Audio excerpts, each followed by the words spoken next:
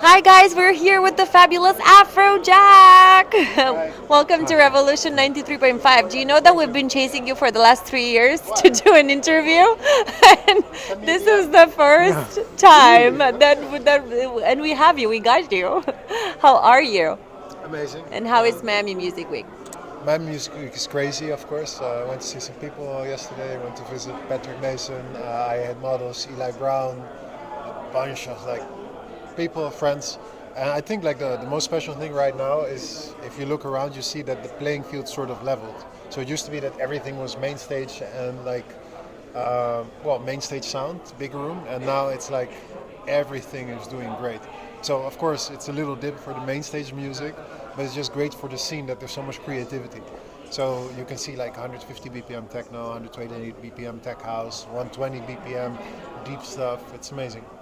How do you feel after this many years That's performing what I that wanted to ultra? ask. Ah, uh, so I don't feel old at all, but I do have to say that like when I see other artists that just came, that just started 2 or 3 years ago, and they're listening to songs that like a lot of songs got copied in the last few years, and they're like, oh yeah, hear this new song, and like yeah, that was Radio Slave 2008, or that was Benny Benassi 2005, like Able to Love, that Artpad I think just covered.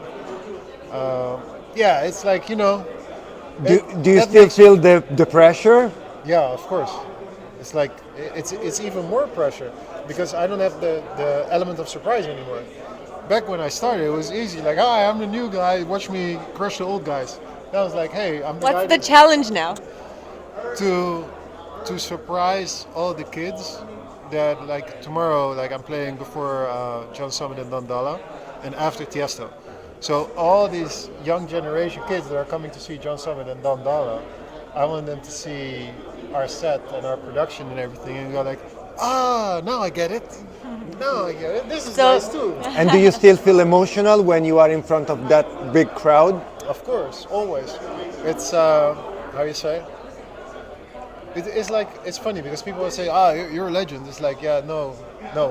You don't wake up saying like, "I'm a legend." You wake up saying like, "What can I do today to make better music, to make a better set, and to make people go crazier and crazier and crazier?" that is very inspirational for all of us.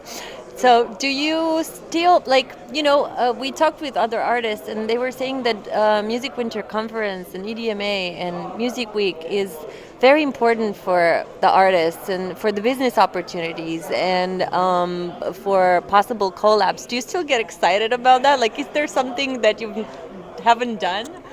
No, I actually get very excited about. Of course, I've been doing it for years, but I think it's so special because you have to imagine it's not just the artist. Like we're here at I think it's called Radio Row, and there's all these radio stations, and then there's artists. But what people tend to forget is that the artists are people. You are people, like the people running the radio stations. The people are listening that are people. So basically, what it is all the people coming together and sharing their passion. And because we're doing that, it stays alive. So the moment, like I was just saying, if this would be digitalized and you take out the people, then there's no reason for the fans to get into it anymore because there's no personality, there's no passion. So this is not just super important for business opportunities for the artist, it also is what keeps dance music alive. To see that you're not the only one. To see that you're not the only one going on YouTube and listening to a record that maybe has 2,000 plays, but being able to share that with the other 900 people. Because nowadays, like if you look at Spotify and stuff, it's just numbers, numbers, numbers, and people forget that the number actually represents a person. So I think this is super important that this is here, and that's also why I came to do it. Like I don't have 22 million listeners on Spotify monthly. I don't need 22 million and one. I don't care about that, but I care that dance music stays alive because that's the thing. It's a That mission. it's a community, and it's a community that I went into the first time when I went to a nightclub, and it saved me. It gave me a place where I had like hope for humanity. Is it a supportive community? Very much so. It's like like only online sometimes you see people being not nice, but if you, I always say this, you look at the main stage of Ultra Music Festival, 60,000 people. There is not one fight. Exactly. There's 3 days. There's not one single fight. 60,000 people crammed together. I've For never fun. for fun. I've never seen a It's fight. just I've been there happiness for and Yeah. love. years. It's only love.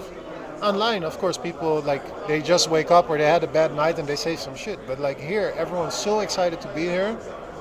It's all love, and I think that's the most important thing, the most important reason to keep this alive. Even if my song flops, I don't care. I care that the scene is good. Do you think it's even bigger than it's like it's healing kind of for the planet, you know, because there's so many people together and they're dancing and I don't know about like the high frequency. I don't know about that because Do you believe in the healing frequencies of the music? so unfortunately I read a lot of science. Unfortunately, I read a lot about subconscious psychology. I read a lot about philosophy. I later read a lot about biology.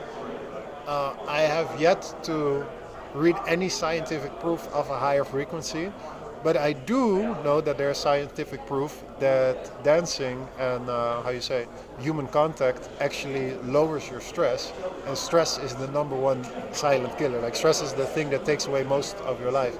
So speaking of healing, of people being together, having a good time, dancing and making new connections, it's by far the most healing thing I could imagine. So I have a last question, Yes. which is going to be the next chapter for Nick. Oof. Well, I got married 5 years ago. Congrats. Thank you. I've been very, very, very happy with that. My wife's also very happy, I hope.